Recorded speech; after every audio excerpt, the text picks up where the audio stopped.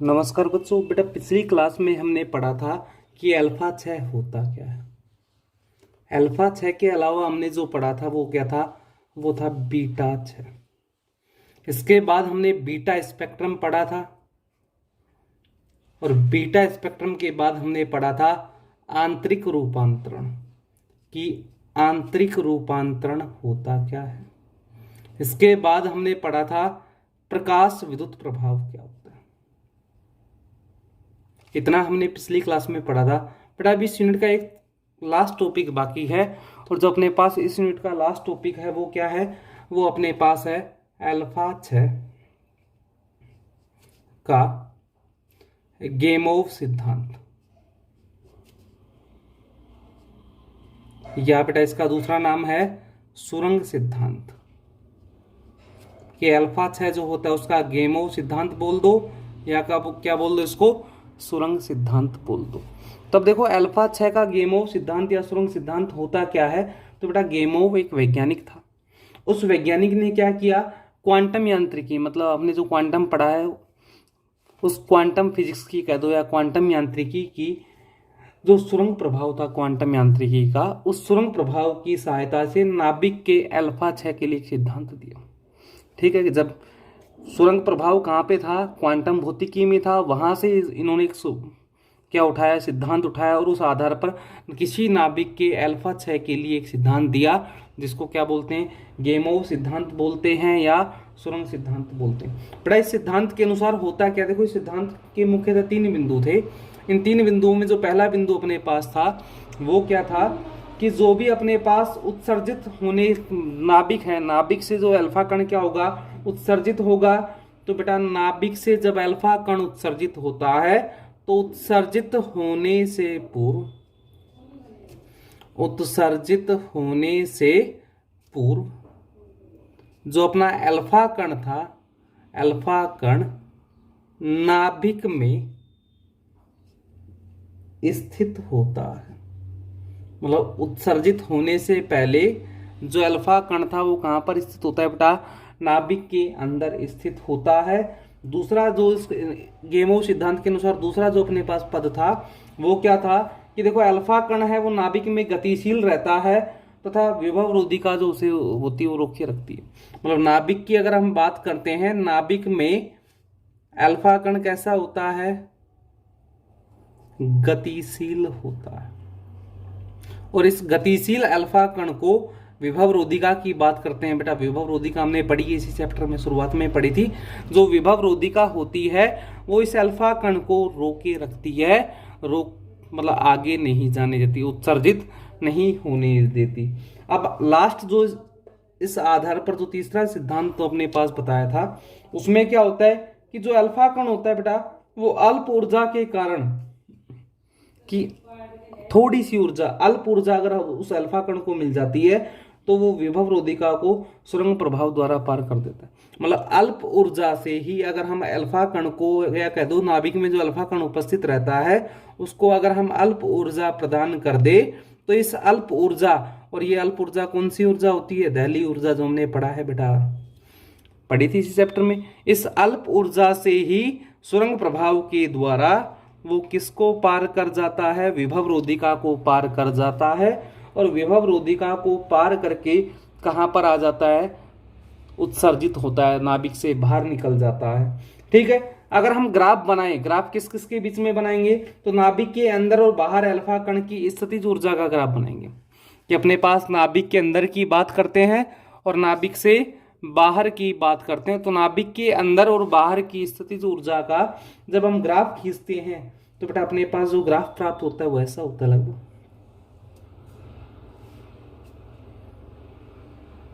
ये है 0, ये स्थितिज ऊर्जा के लिए ग्राफ हो गया, और इस तरफ ये हो गया दूरी के लिए। तो बेटा ग्राफ अपना इस पॉइंट से हमें एक पॉइंट माना यहाँ पर आर है, ये डिस्टेंस कितनी है, आर है, यहां से ग्राफ प्राप्त होता है। ये ग्राफ अपना ऐसा होता है।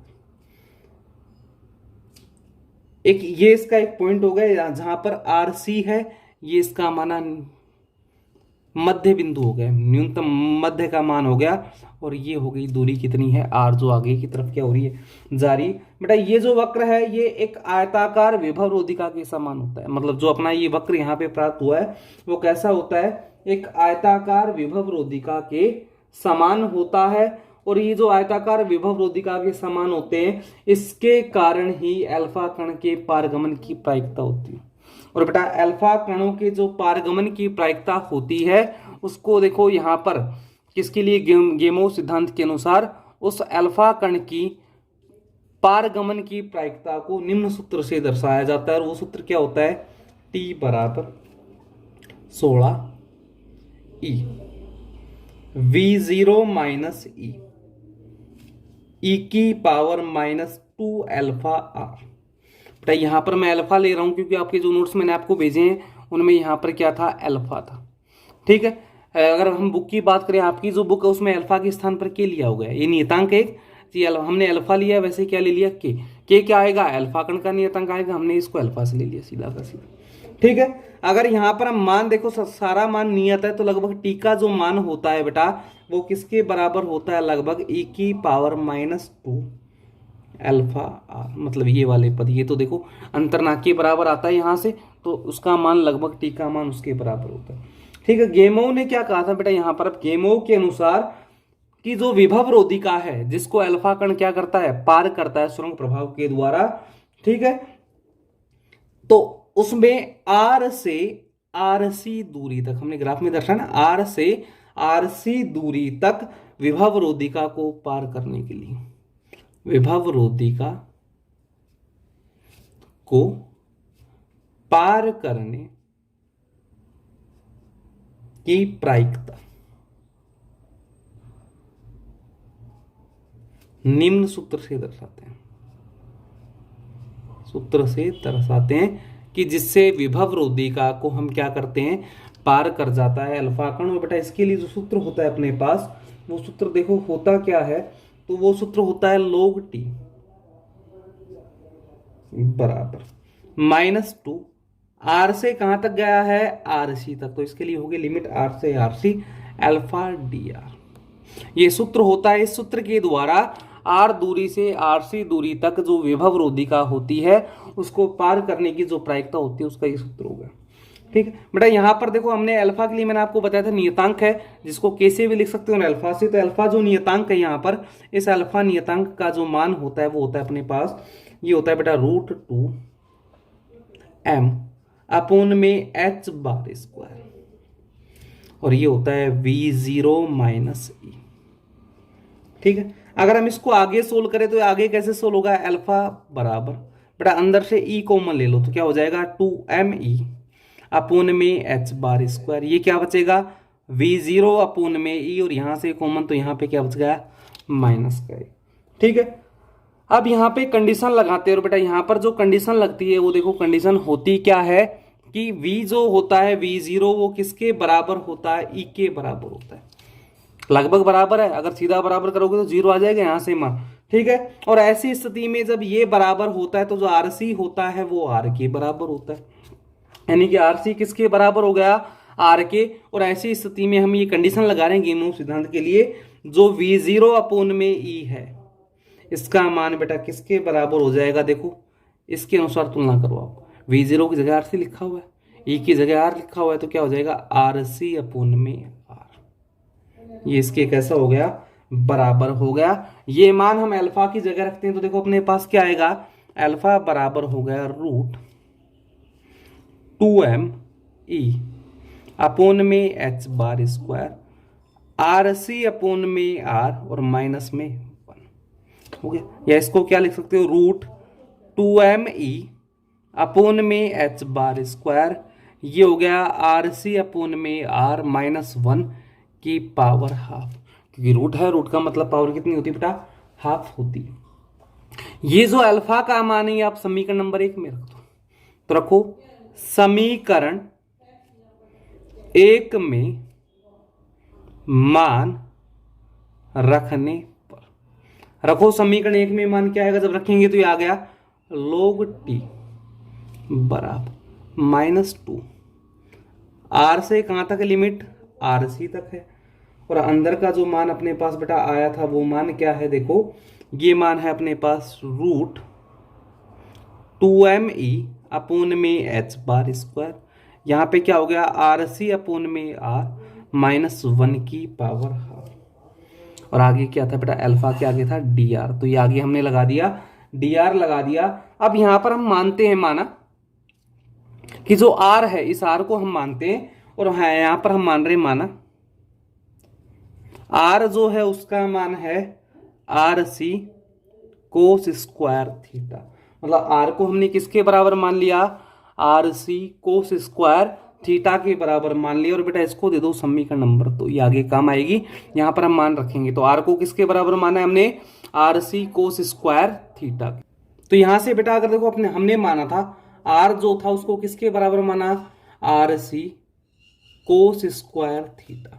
अगर मैं यहां से डी आर का मान निकालूं तो बेटा डी आर का मान क्या हो जाएगा, देखो तो डी आर का मान यहां से अपने पास क्या आएगा, इसको आगे सोल्व कर देंगे सीधा, तो सोल्व करने पर मान आएगा, देखो कोस का होता है माइनस, तो -2 स्क्वायर आगे आ गया था, थीटा के सापेक्ष होगा आर सी। ठीक है, कोस का क्या होगा, देखो सीधा सीधा होगा ये अपने पास cos theta sine theta d theta, ये हो गया बेटा इसका। ठीक है, कैसे हुआ, तो सीधी सी बात है कि हम पहले इसको बदलेंगे, कोस स्क्वायर थीटा को बदलेंगे, किस में बदलेंगे, कोस स्क्वायर थीटा को, वो होगा अपने पास 1 माइनस कोस 2 थीटा अपोन में 2, 1 प्लस होता है 1 प्लस कोस 2 थीटा अपोन में 2 होता है। अब उसके बाद जब हम उसको सोल्व करेंगे तो 1 के लिए तो 0 आ गया बेटा, आगे का सोल्व करेंगे तो आगे का सोल्व करने के बाद अपने पास ये वाला मान आ गया। ठीक है, अब इसके लिए देखो होगा क्या, आगे का जो अपने पास मान आएगा, या अब देखो आगे ये जो मान हमने निकाला है ये मान हम रखते हैं समीकरण नंबर 3 में। तो समीकरण 3 में मान रखने पर, रखो बेटा समीकरण 3 में मान क्या आएगा आपके पास, ये आ गया log t बराबर, नियत है उसको बाहर निकालो बेटा, माइनस का 2 भी नियत है, अंदर क्या है 2me अपोन में h बार स्क्वायर, ये भी नियत है। लिमिट कहां से कहां तक है, आर से लेकर आर सी तक।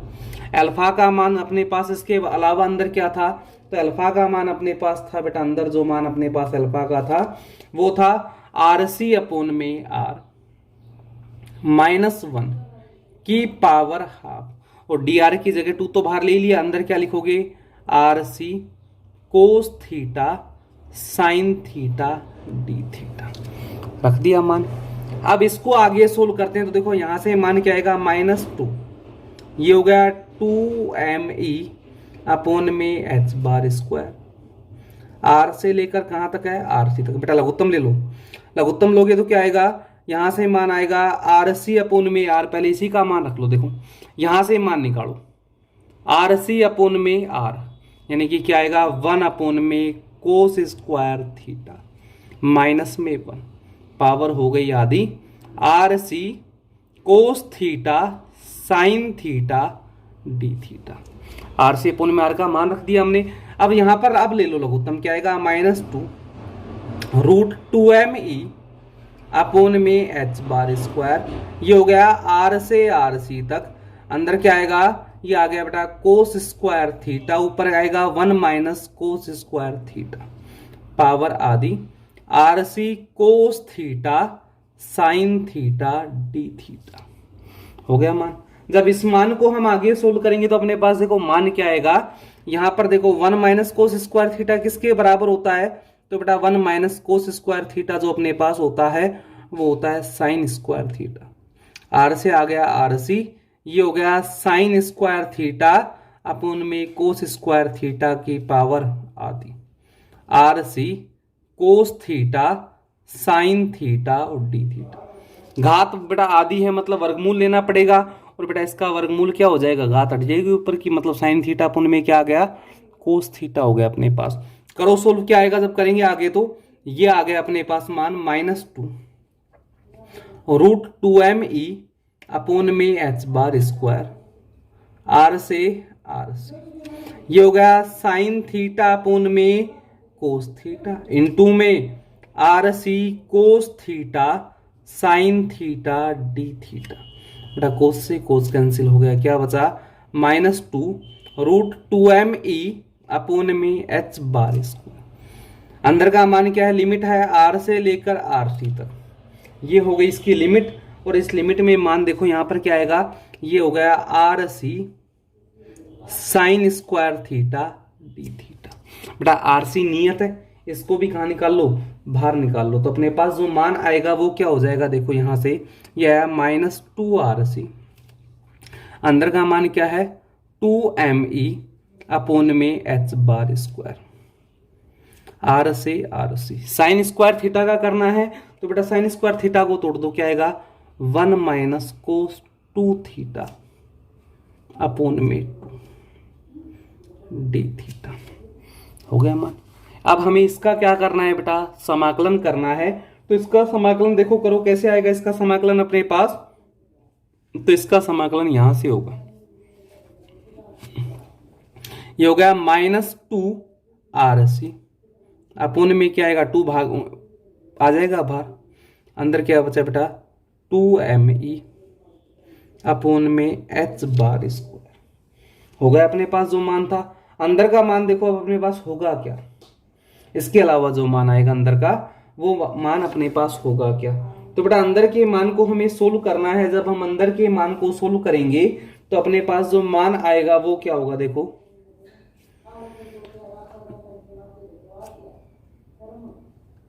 2 आ गया बाहर, अंदर बचा 1 - cos 2 थीटा। क्या होगा बेटा 1 - cos 2 थीटा का जो मान आएगा अपने पास वो यहां से क्या आएगा, देखो यहां से अपने पास जो मान आएगा वो होगा 1 का तो क्या होगा थीटा, और माइनस में cos 2 थीटा का क्या होगा, तो बेटा cos 2 थीटा का क्या होता है sin 2 थीटा अपोन में लिमिट है r से लेकर कहां तक rc तक। हो गया। अब इसको हमें आगे सोल्व करना है। तो देखो इसको जब हम आगे सोल्व करेंगे तो अपने पास जो मान है वो मान क्या आएगा उसको देखो। तो यहां से मान आया -2rc अपोन में 2, ठीक, ये आ गया अपने पास यहां से मान। अब इस मान का आगे जो हमें रखना है वो क्या है अपने पास, तो आगे अपने पास है √2me अपोन में h bar square theta minus, इसको लिख सकते हैं 2 sin थीटा कोस थीटा और अपोन में 2। लिमिट है r से लेकर कहां तक rc, 2 से 2 कट गया बेटा, क्या आएगा -2rc अपोन में 2, अंदर क्या आया 2me अपोन में h बार स्क्वायर। अंदर का जो मान आएगा वो अपने पास क्या आएगा, देखो ये हो गया theta minus sine theta cos theta, r से लेकर कहां तक आ गया rc तक। हो गया अपने पास मान। अब हमें इस मान की जगह रखना है बेटा। तो देखो इसका मान क्या आएगा अपने पास, रखो यहां पे। तो ये आया -2rc अपोन में 2, 2me अपोन में h बार स्क्वायर। अंदर का जो मान है अपने पास वो क्या होगा, देखो अंदर के मान की हम बात करते हैं। तो अंदर का मान अपने पास आएगा यहां से थीटा का मान रखो, देखो ये वाला जो समीकरण था ऊपर इससे रखोगे तो थीटा का मान क्या आएगा बेटा, थीटा जो अपने पास होगा वो आएगा, देखो सबसे पहले तो यहां पर क्या करोगे r अपोन में rc हो जाएगा। इस वाले पद से जब हम करेंगे r बराबर rc के बराबर है तो क्या आएगा अपने पास, यहां से मान निकालो। यहां से मान क्या आएगा अपने पास, ये होगा r अपोन में rc बराबर कोस स्क्वायर थीटा। यानी कि मैं यहां से मान निकालूं तो क्या होगा कोस थीटा बराबर r अपोन में rc की पावर हाफ, यानी कि थीटा बराबर कोस इनवर्स r अपोन में rc की पावर हाफ। ये मान यहां पर रखो। तो थीटा की जगह हम थीटा का मान रखेंगे। तो देखो बेटा थीटा की जगह हम थीटा का मान रखेंगे तो अपने पास आएगा क्या, तो हमने रखा ये हो गया कोस इनवर्स। आगे क्या आएगा, कोस इनवर्स के आगे का जो मान आएगा अपने पास वो यहां से हो गया r अपोन में rc की पावर हाफ। आगे का मान देखो साइन थीटा, बेटा कोस थीटा का मान तो कितना आएगा, यहां से r अपोन में rc की पावर हाफ हो जाएगा। अब बात करते हैं साइन थीटा। साइन थीटा का मान क्या होता है 1 - कोस स्क्वायर थीटा। तो यहां पर क्या लिखोगे बेटा 1 - कोस स्क्वायर थीटा की पावर हाफ। हो गया साइन स्क्वायर थीटा। इनटू में कोस थीटा का मान क्या आएगा, ये आएगा आर अपोन में आर सी की पावर हाफ। लिमिट है आर से लेकर कहाँ तक है, आर सी तक। इसको सोल्व कर दो आगे, -2rc अपोन में 2, ये हो जाएगा 2me अपोन में h बार स्क्वायर। आगे का मान क्या आएगा अपने पास, तो यहां से मान देखो ये आएगा कोस इनवर्स r अपोन में आर सी की पावर हाफ, माइनस में 1 माइनस कोस स्क्वायर थीटा का मान कितना है, r अपोन में आर सी की पावर कितनी आएगी अपने पास, हाफ, इंटू आर अपोन में आर सी की पावर हाफ। लिमिट हो गई 0 उसमें आर से लेकर कहाँ तक, आर सी तक।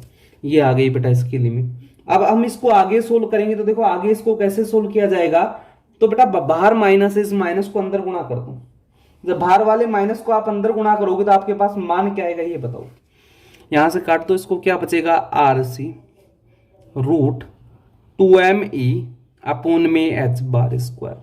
माइनस गुणा हो गया, मतलब ये वाला मान हो गया 1 माइनस आर अपोन में आर सी की पावर हाफ, आर अपोन में आर सी की power half, minus cos inverse r upon में आर सी की पावर हाफ। रख दिया हमने मान। लिमिट क्या है, आर से लेकर कहाँ तक है बेटा, आर सी तक हो गई इसकी लिमिट। अब इसको हम आगे सोल्व करते हैं, तो देखो कोस इनवर्स एक्स जो होता है अपने पास, कोस इनवर्स एक्स, इसका बेटा फॉर्मूला होता है π/2 minus x minus x cube upon में 6, और ये मान ऐसे ही कहा जाता है, आगे जाता जाता है। यहां पर देखो हम बात करते हैं विभव रोधिका की जो ऊंचाई है आर सी, जो हमने उसमें लिया था, उस आर सी का मान स्मॉल जो आर है ना, ये जो आर है अपने पास, इसकी तुलना में कैसा है, बहुत ज्यादा है। तो यहाँ पर कंडीशन क्या लगेगी कि जो आपके पास मान आया है बेटा, यहां से पहले हम लिमिट लगाएंगे। लिमिट लगाओगे तो अपने पास मान क्या आएगा, पहले कौन सी लिमिट लगेगी, अपर लिमिट, फिर किसका निशान आएगा, माइनस का, फिर कौन सी हो जाएगी, लोअर। तो यहां से आर सी लिमिट लगाने पर मान आएगा 2me अपोन में h बार स्क्वायर। अंदर का मान देखो वो क्या गया, तो अंदर का जो मान अपने पास आएगा वो होगा, देखो स्मॉल आर की जगह कैपिटल आर रख दो, बात वही है, बाकी आर सी तो आई गया अपने पास पहले। तो ये हो गया कैपिटल आर अपोन में आर सी की पावर हाफ, आर अपोन में आर सी की power half, minus cos inverse r upon में आर सी की पावर हाफ। ये हमने यहाँ पर लिमिट लगा दी, लिमिट का काम हो गया फ्री। अब कंडीशन लगाते हैं, कोस इनवर्स एक्स का मान हम रख दिया। कंडीशन क्या लगेगी कि जो आर सी है अपने पास, इसका मान आर की तुलना में कैसा है, बहुत बड़ा है। यानी कि जो अपने पास आर सी आ गया, इसका मान आर की तुलना में बहुत ज्यादा है। तो आर की उच्च घातों को क्या मान लो बेटा, नगण्य मानने पर। मानोगे तो अपने पास ना आर सी की जो उच्च घाते उनको कैसा मान लोगे, नगण्य। तो पहले यहां पर मान रखते हैं, देखो क्या आएगा, log t बराबर r c root 2me upon में h बार स्क्वायर। यहां से मान जो अपने पास आएगा वो मान देखो बेटा होगा क्या, 1 माइनस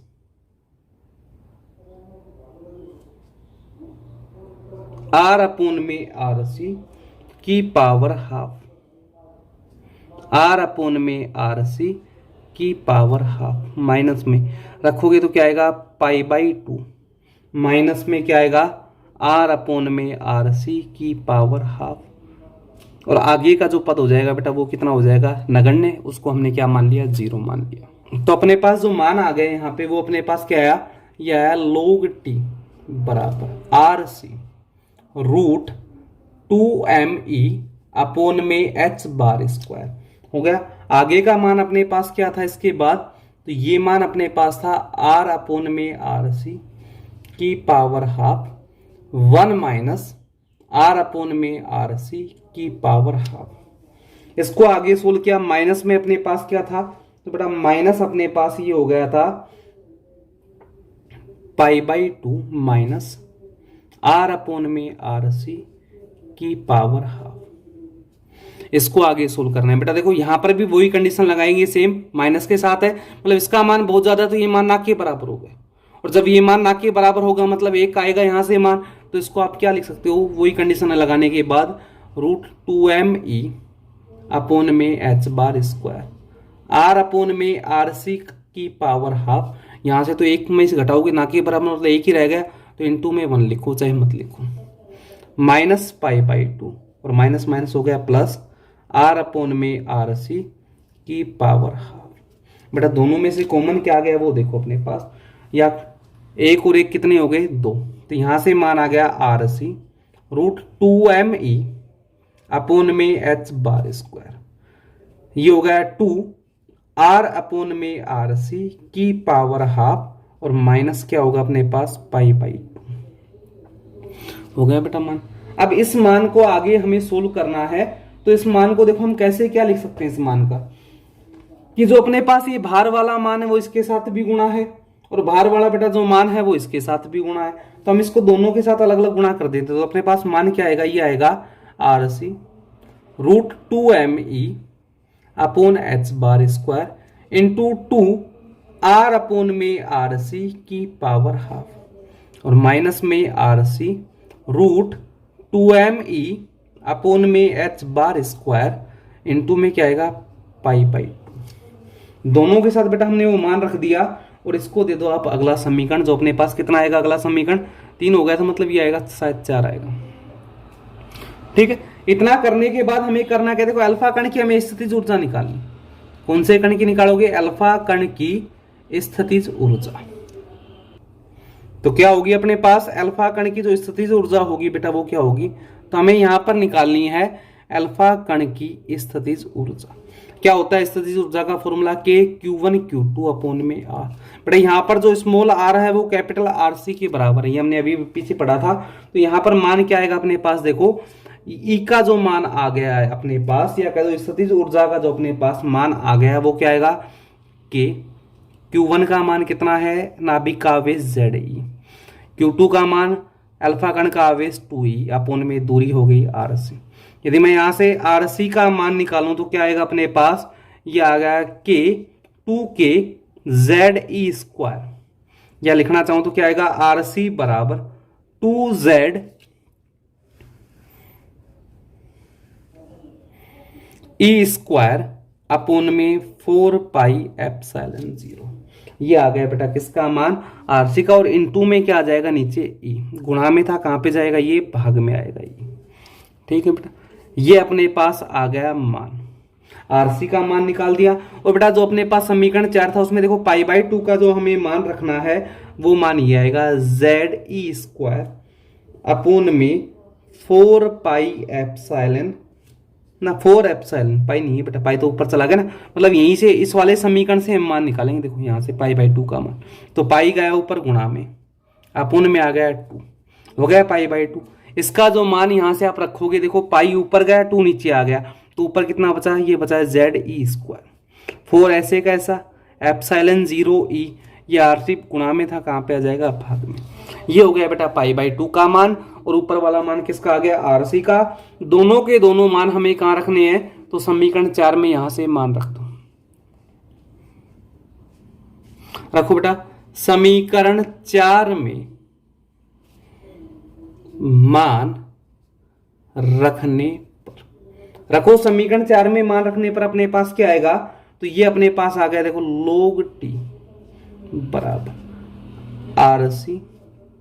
आरसी का मान अपने पास कितना है, तो आरसी का मान यहां पर रखो, ये आएगा 2z ई स्क्वायर अपोन में 4 पाई एप्सिलॉन 0 ई, इनटू में क्या आएगा अपने पास रूट 2m ई अपोन में एच बार स्क्वायर, हो गया इनटू में 2, और बेटा आर का मान तो अपने पास वो का वो है, आरसी का मान क्या था, तो ये हो गया 2z ई स्क्वायर अपोन में था ऊपर गुणा में चला गया 4 पाई एप्सिलॉन 0 ई, और इसकी पावर कितनी हो गई हाफ, माइनस में क्या आएगा 2z ई स्क्वायर अपोन में 4 पाई एप्सिलॉन 0 ई, ये हो गया 2m ई अपोन में एच बार स्क्वायर, और डॉट क्या आएगा अपने पास, देखो पाई बाई 2 का मान कितना है, ये है जेड ई स्क्वायर अपोन में 4 एप्सिलॉन 0, आगे क्या आएगा ई आर सी।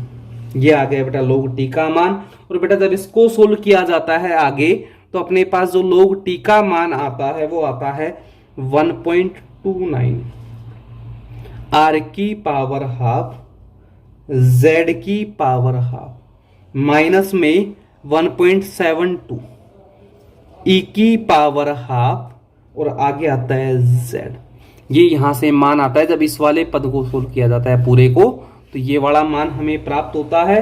अब बेटा इस मान से आगे देखो हमें करना क्या है, तो ये जो मान अपने पास आ गया यहाँ पर विघटन नियतांक लगाएंगे। क्या लगाएंगे?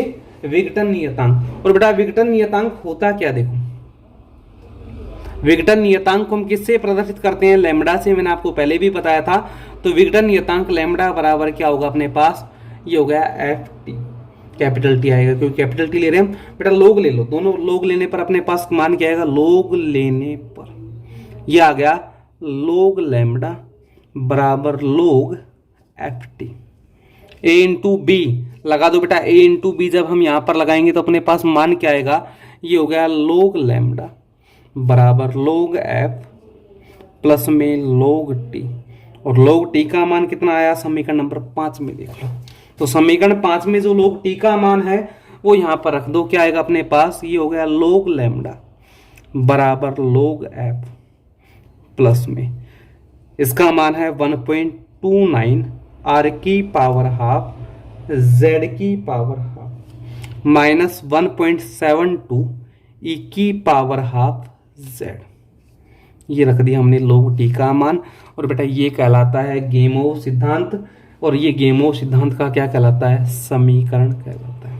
इस गेमोव सिद्धांत के समीकरण की सहायता से हम गाइगर नटल का समीकरण भी यहाँ पे ज्ञात कर सकते हैं। बेटा इसके साथ अपनी ये जो यूनिट है ये खत्म हो गई। अब हम जो अपने पास पहली वाली यूनिट बची हुई है उसके 3 या 4 टॉपिक अपने पास बचे हुए हैं, उन 3 और 4 टॉपिकों को पढ़ेंगे कल से। ठीक है बेटा, थैंक यू।